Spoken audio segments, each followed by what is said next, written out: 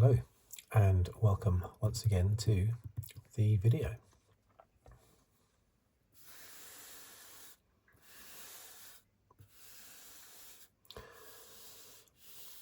In this one I will be continuing my very casual, from a fan's perspective, look at every Grand Prix in the Formula One season.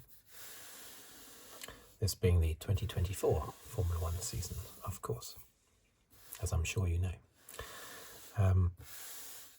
My usual routine is to write down the running order, or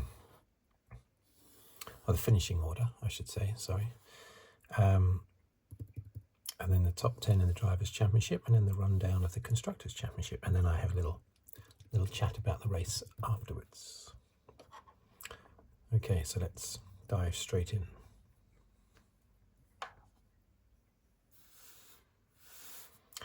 Okay, so this was round 9, wasn't it, to Canada? Montreal, Notre Dame. Is that the name of the actual circuit? I think it is, Notre Dame. Or is it named after Villeneuve now? I'm not sure. Anyway, Montreal, basically, in Canada. I love this circuit. It's an old school circuit. Brings back lots of memories of previous races. I know I always go on about not wanting to talk about the 1991 Canadian Grand Prix, the finish, but I do always seem to be talking about it, even though I don't want to talk about it. But anyway, I'll have to cover that in a video, just get it out of my system, so that I can stop talking about it after that. Oh, that was painful, that was. Anyway, I still haven't recovered. 33 years later, yeah, it's still fresh, the pain from the end of that race. Okay, so let's go. First place.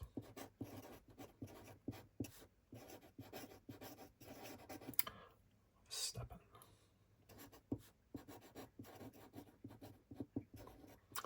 Norris. Now let's just make sure that this is nicely in focus. Okay. Third. Russell.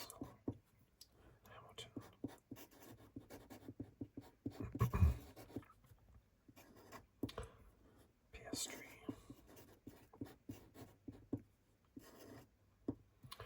Alonso.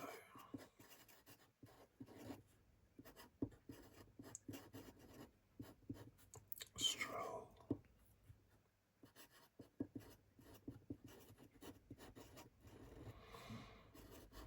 Ricciardo. Gasly. Ocon.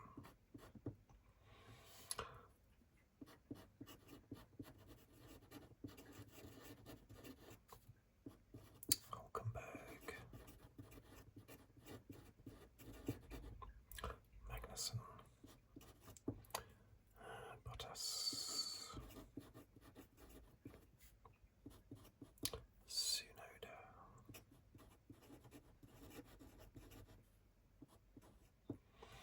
Zhou. And then the non-finishers. Sainz.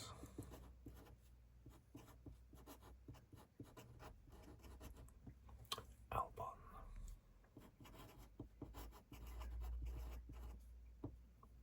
Perez. Leclerc.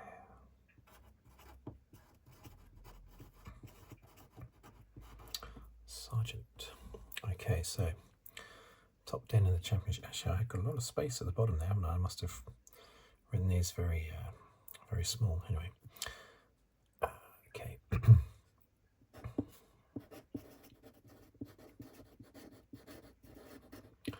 Verstappen 194.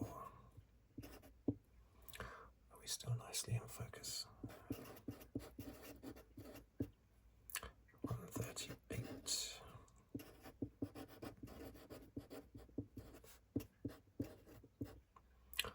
S131, are we still in focus nicely? Let me have a little look. Okay, bit of a wobble. Sainz. 108. Perez. 107. Piastri. 81.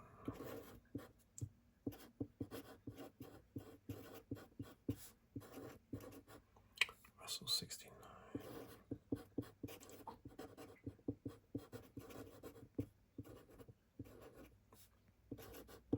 Hamilton 55.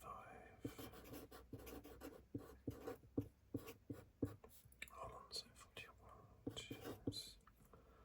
Tsunoda 19. Okay, and the constructors, which is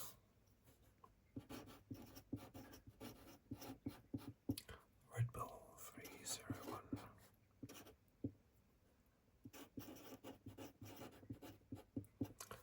Ferrari 252,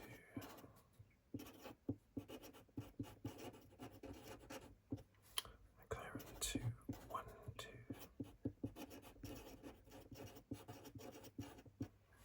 Mercedes 124, Aston Martin 58, RB 28, Haas 7, Alpine 5,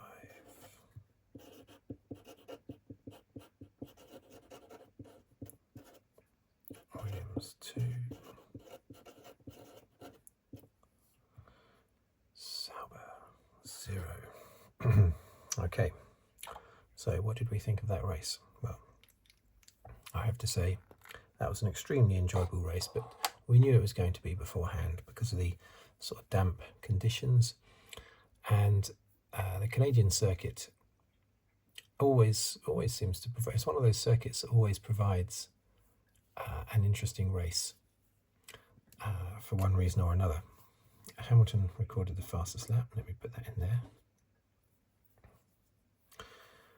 But yeah, really thoroughly enjoyable race. I love these old school circuits where you know each corner before it comes along. Yeah, these ones like Imola as well. I have to say, circuits like Monaco, Imola, and Montreal, I sort of probably enjoy watching them more so than, say, Silverstone, which is a bit odd. I've been to 15 British Grand Prix over the years, and yeah, I loved the old circuit, but it's changed so much since the last time I went in 2008 that I can't recognise half of the Silverstone circuit. So whereas tracks like Monaco, Imola, and Montreal have changed so little. Sao Paulo as well. It's changed so little that it's really nostalgic watching them, and that's what I love. One of the things I love about this track. Terrible rain. I know of one person that commented that they were actually on my channel, said that they were going to the Canadian Grand Prix. You might be watching this video now. That's I really do feel for you. I've sat, well, tried to sit, but often if you don't have a grandstand and you've just got an embankment, you can't sit down if it's chucking it down with rain. So I've stood in the pouring rain before for hours, and that's just in the build up towards a Grand Prix. So I know what it's like, and often by the time the race starts, the sun comes out, and so people tuning on their TV think, oh, what a glorious sunny day. But everyone that's actually there is freezing cold because they've been, depending on whether or not they had grandstand seats, they've been there for hours and hours in the freezing cold. It doesn't matter if it's warmed up by the time the race starts. It's too late. Everyone's freezing cold that's actually there at the circuit. People don't realise that when they just turn their TV on at 1 o'clock in the afternoon. They don't realise. I mean, I've been there as early as 4 o'clock in the morning before, just waiting from 4 o'clock till 1 p.m. When you have a grandstand, that was back when I didn't used to get grandstand tickets. If you have a grandstand, it's not so bad. You don't have to get there quite so early because you do have a seat saved for you, of course, that you've paid for. But believe me, I know what it's like to wait, as those seconds, minutes and hours drag by before the racing starts, and terrible, cold, chilly weather. It doesn't matter how many jumpers you put on, you're still cold. Anyway, back to the race. Great race. Oh, it's so nearly wasn't a Verstappen win again. It's frustrating because I want to see the championship come alive. It's not just because I'm British and I want to see the British drivers like Norris do well. I want to see Leclerc come through and challenge as well. I want to see a good. It's good for the sport, healthy for the sport to have a tight championship. And Verstappen, a lot of it down to his brilliance, has managed to win in both Imola and here, in arguably a car that maybe he shouldn't have won in. But he's so good. Well, if you listen to Verstappen, if you actually believe what he says in the car, virtually every race he describes the car as being completely undrivable whilst he's going around setting fastest laps. And he did the same thing in this race. He was saying, I can't go through the curbs. When I go over a curb, I nearly pass out because the suspension is so tight on the Red Bull that when they go over the bumps, when they go over the curbs, he nearly knocks himself unconscious in the car, apparently, according to Verstappen. Virtually undrivable. In the last race, was it Monaco or was it Imola or was it Miami? He couldn't drive around corners. I think it was Miami. He said he couldn't drive around corners, which is very difficult in a circuit that naturally has to have corners so that you can have multiple laps. It's not just one straight line. So somehow he still manages to complete the first lap, let alone win the race. I can only assume that Verstappen exaggerates a tad, just a tiny amount. But it must be a bit tiring for his team listening to him constantly slagging off the car, the same car that's winning championships left, right and centre and setting all sorts of records, and he can't say enough bad things about it in the car. Anyway, this was like the opposite to Miami, where Norris was definitely helped by the safety car. I like to think Norris would have won in Miami anyway, because when the restart happened in Miami, yes, the safety car coming out when it did helped Norris jump about 2 or 3 cars, I think, to take the lead. But he still had Verstappen right behind him with, I don't know how many laps to go, 15 laps, 20 laps or something. But he pulled away. Norris pulled away from Verstappen. So I like to think that Norris would have overtaken Verstappen and those other cars had he not been helped out with the safety car. And the same thing happened here. Verstappen was helped out by the safety car, but I'm jumping forward a little bit here. Let's just point out that they all started on Inters, didn't they, apart from Haas. Of course, Russell, I forgot to mention, Russell on pole position. Same time, exactly the same time as Verstappen. Not only the same time, but 000, 1 minute 12 seconds, 0.000.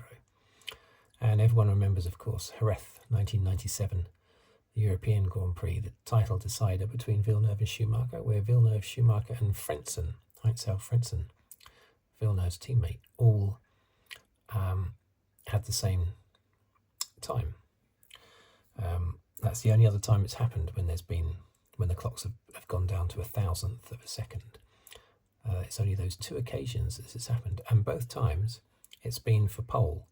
It's not like 11th and 12th sharing the same time. It's I don't think that's happened. I think this is the only time it's happened anywhere on the grid, but maybe I'm wrong. But anyway, it's definitely the only 2 occasions it's happened at the top of the grid. And Russell got pole position, which was great.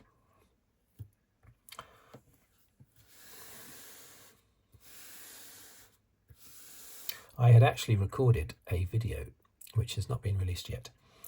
It'll probably be released in about a week's time. Just doing a top 10 rundown of pole positions of all time. But after recording it, I suddenly realised that might be out of date come the Canadian Grand Prix, because if Verstappen or Hamilton, or I think Alonso was in the top 10, if any of them get a pole position, then that video is suddenly wrong, it's out of date. So I came very, very close to having to redo that video. But fortunately Verstappen didn't get to pole, Russell did. So I don't have to redo the video, because Russell is not in the top 10, of course. But yeah, that was great qualifying. Hamilton, who had been fantastically fast during practice, was sort of nowhere during qualifying. And he sort of hinted to that partially being his fault, but he also hinted at other things as well. He did that thing that Hamilton and some other drivers, but in particular Hamilton, do when they're being interviewed. They'll be asked a testing question like, is there a problem within the team at the moment with favouritism or blah blah blah, whatever. If it's a controversial subject, he'll do that thing where he stares off into the distance and then looks back and goes, no, I'm sure everything's okay. And it's so obvious the point he's trying to make. So it seems like there was something else going on that he's blaming. Maybe it's some kind of upgrade that only went on Russell's car for qualifying, I'm not sure. But he did say it's mostly his fault, the qualifying. But yeah, he was quick at times, very quick at times during the race, especially when he got that fastest lap. That was odd, wasn't it? During the end of the race, Hamilton got the fastest lap, going way quicker than anybody else, and then just seemed to slow up, and Russell got back past him. Maybe he burnt out his tyres. Anyway, at the start, because it was wet, they all started on inters apart from Haas, and that did pay off a little bit, of course. We had some entertainment with the 2 Haas drivers charging through. At one point, I thought Haas were going to take the lead. I thought Magnussen was going to overtake Russell, catch up to Russell and get past him, but it wasn't long before the hards ran out of steam and they had to pit. I think Magnussen pitted. Hulkenberg decided to hang on for longer. Leclerc had a software glitch with his engine pretty much all race. That's terrible, isn't it? It was just a software glitch, nothing to do mechanically with the engine. Just a little, he just needed to do Control-Alt-Delete, basically. He came into the pits later in the race, and the Control-Alt-Delete button worked. And he was able to reboot the PC, basically, his computer, his engine, and everything worked after that. But by then he was so far behind. Plus he made a bad choice, or the team did, putting him onto slicks at one point, which was way too early. We had a great battle with Norris, Russell and Verstappen. Norris getting past both drivers and taking the lead. What I have noticed with McLaren, the McLaren drivers, is that Piastri is always a very fast starter. Whether it's the start of the race or a restart after a yellow, after a safety car, or on new tyres or anything like that, Piastri is always very quick starting off, but then seems to tail off as the laps go by. Norris is the reverse. He seems to always be slow at the start of a race or a restart or new tyres, but then he gradually speeds up, and then he is the fastest on the track a few laps later. And I've noticed that in previous races, and I noticed it again today. Norris started slow. Piastri was a bit further back, so... Was he a bit further back? Well, he was fourth, wasn't he? Yeah, so at first he was all over Norris. Then Norris pulled away from him comfortably after he'd warmed up, did his usual routine of gradually warming up. And then he was all over Verstappen and Russell, got past Verstappen and got past Russell and took the lead and pulled it miles away. We had Hamilton and Alonso fighting a little bit further back, jousting, which was great to see. The two old warriors who I still think of as being young guns. And Hamilton was a young chap in 2007 when he joined, and Alonso 2001 when he joined. But yeah, they're not young anymore. But the safety car, as I mentioned earlier, went against Norris badly. He was so far in front, about 11 seconds clear of Verstappen, who had also managed to get past Russell. He was so far clear that he couldn't react in time to get into the pits. He couldn't, and the team couldn't. When it suddenly said that there was a safety car, that was only like a couple of seconds before the entry to the pit lane. So he had to go through. And he should have still been able to come round and stop and still retake his lead, but he got stuck behind the safety car. The safety car picked him up and he lost loads of time. So when he came out in third place, just ahead of his teammate. But yeah, he definitely lost out this time. It was bad luck this time. He had some good fortune in Miami with the safety car, bad fortune in this race.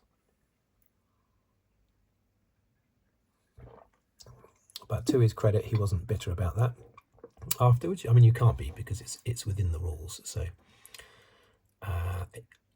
regardless of what happened in Miami, he couldn't be bitter about it anyway.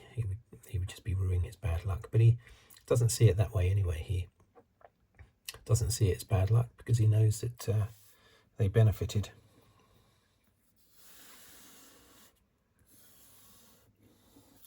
In Miami.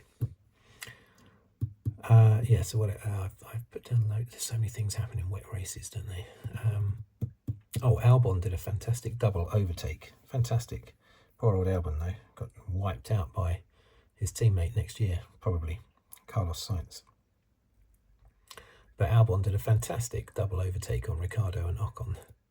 It was really good. I mean, he was obviously, his car, his tyres, whatever, were much faster at the time, so you could argue it was, to a certain extent it was easy. It certainly looked easy for him to be quicker than them, but the way he ducked in between them, that was great to watch and could have easily been an accident. We then had, yes, that first safety car was caused by Sargeant, wasn't it? Doing a Sargeant, basically. Stranded in the middle of the track, having hit the wall, I think. I think he'd be lucky to last out to the end of the year, actually, Sargeant, the way he's going. I said at the beginning of the year that I thought this would definitely be his last year in Formula 1. Now I'm doubting whether he'll get to actually finish the year. But I assume he does have a contract. So the second safety car was Sainz and Albon, wasn't it? Sainz spun the car. He kept his foot off the brake, so the car spun around all over the place. And after he'd hit the curb, I don't think he hit the wet. I think he hit the curb first. That spun him into the wet part of the track, or pushed him into the wet part of the track, which then created the spin. And he collected Albon. Albon was heading for points, wiped out by Sainz. Very unfortunate. And this time, Norris decided to stay out, and he did, was it 2 or 3 laps? I think it was 2 laps longer than all the other leaders. Stayed out on inters. And I'm not entirely certain why it didn't work for him, but he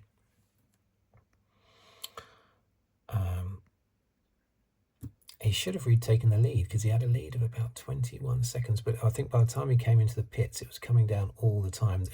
In the second half of the lap where he came into the pits, it was already down from 21. It was down to 20 and a half, and then 20. So by the time he actually stopped in his pit box, it might have been 18 and a half, 19 seconds, and then it was always going to be very tight when he came out. And he did come out ahead slightly of Verstappen, but the pit lane comes out onto the wet track. So he then had to slip and slide around with no grip to get onto the racing line, and that's how Verstappen got past him. And then Verstappen just pulled away. I don't understand Verstappen's pace. He was, Norris was way quicker than Verstappen earlier in the race. Later in the race, Verstappen was in a league of his own. Later in the race, we had Piastri and Russell fighting it out. Hamilton and Russell fighting it out. Russell getting into some good argy-bargy battles there. Probably a little bit too argy-bargy, as he has admitted himself. A bit too aggressive, a bit too risky. But he did a great overtaking manoeuvre on Hamilton at the end to get his third place back. He was super fired up for that one. Just like Mansell on Berger in Mexico 1990. Russell would have been so frustrated with himself, so irritated, that he did that move on Piastri and Hamilton just slipped past for an easy overtake. And that would have distressed Russell immensely, that he didn't even make Hamilton work for it, because Russell was all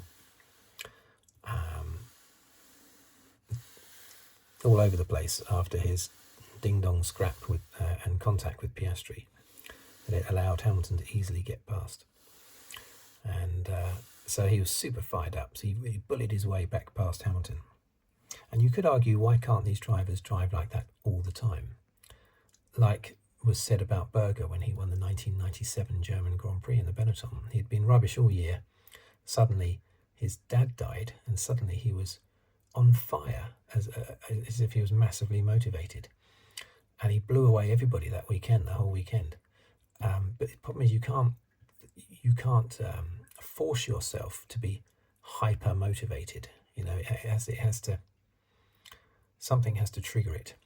And what triggered it here for Russell was, I think, losing and giving an easy overtake to Hamilton after he had failed to get past Piastri. But unfortunately, that kind of hyper motivation is not something you can just turn on. Otherwise, they'd all be doing it. This was a British 2-3-4. It was nearly a 1-2-3. I don't think there's not been a British 1-2-3 since British drivers dominated in the 60s. In fact, British drivers won every race for about, I think, a year and a half in the 60s and the mid-60s. 3 drivers, or was it 4 drivers? John Surtees, Jim Clark, Graham Hill. I think it was those 3 drivers. Anyway, they would have had 1-2-3s back then. This was nearly a 1-2-3. It's not happened in my lifetime. It was a 2-3-4. So close. Norris, Russell, Hamilton, so close to a British 1-2-3. Ocon was very aggressive, punchy with his team, not just on the radio, but after, you always hear drivers getting punchy with their engineers and that on the radio, and then afterwards they say, "Oh, it's heat of the moment, we're mates really, we all get on." But Ocon continued it. He said, I did my bit of teamwork, but the team didn't do their bit of teamwork, when he was asked to let Gasly through. But Ocon didn't play the team game. He was asked with 3 laps to go to let Gasly through, and then with just 1 lap to go, he let Gasly through. Gasly had no time then to attack Ricciardo. Ocon would have then expected Gasly to hand the place back to him, but maybe if Ocon had done that when he was first asked, if he'd said, "Yeah, I'll hand the position over, and then Gasly gives it back to me if it doesn't work, if Gasly can't get past Ricciardo," I'm sure the team would have done that, and Gasly would have done that. But holding Gasly up for 2 of those last 3 laps, there was no way the team were going to give anything back to Ocon. I'm surprised that Ocon classes that as good teamwork on his side, when he deliberately left it until Gasly wouldn't have a chance of getting past Ricciardo. It's crazy by Ocon. Is he going to stay in the team? Does he want to stay in the team till the end of the year in that bad atmosphere? Anyway, Piastri seemed to be unhappy as well.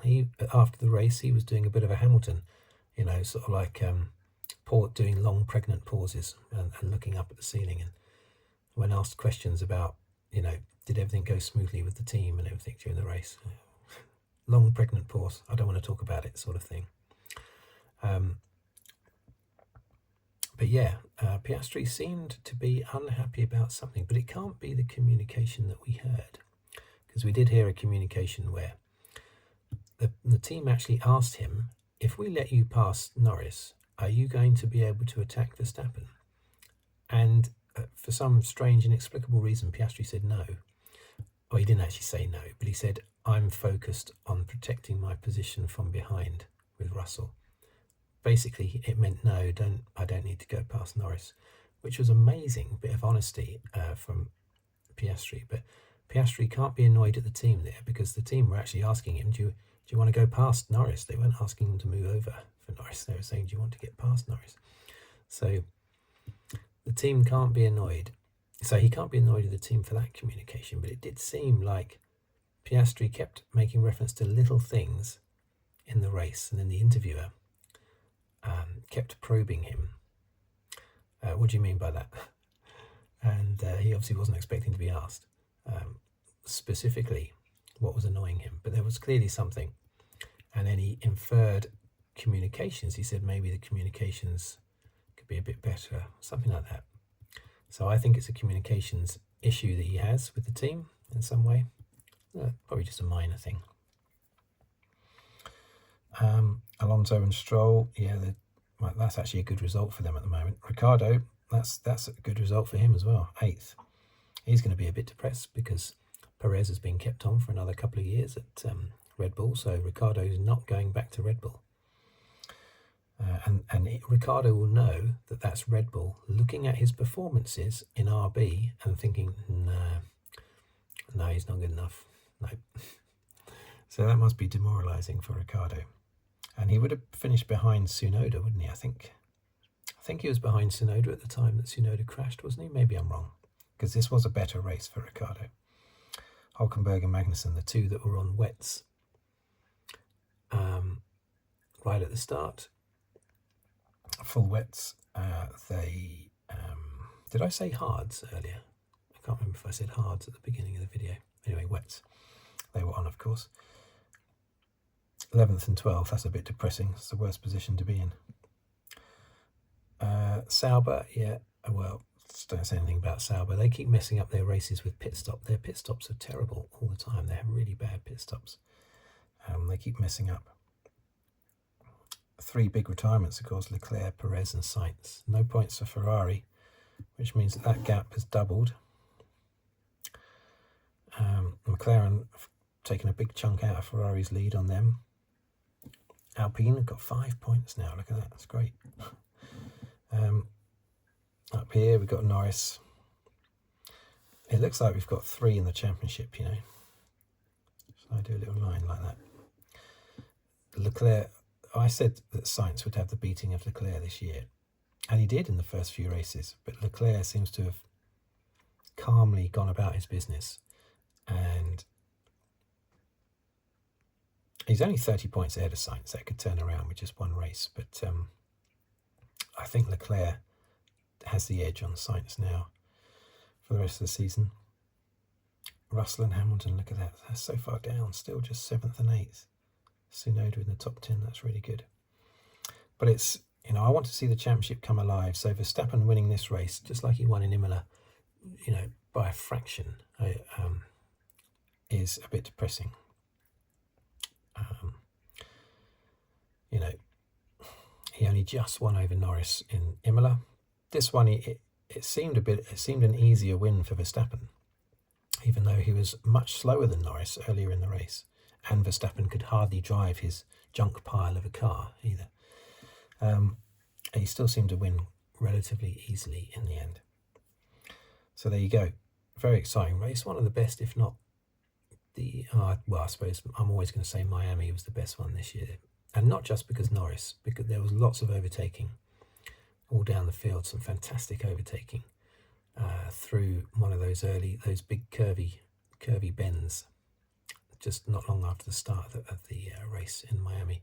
Lots of overtaking through there, fantastic stuff, especially Hamilton on Tsunoda.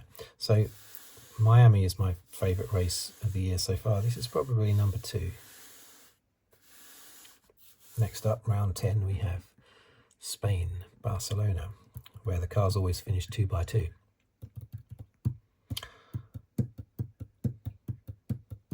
weren't far off 2 by 2 here actually.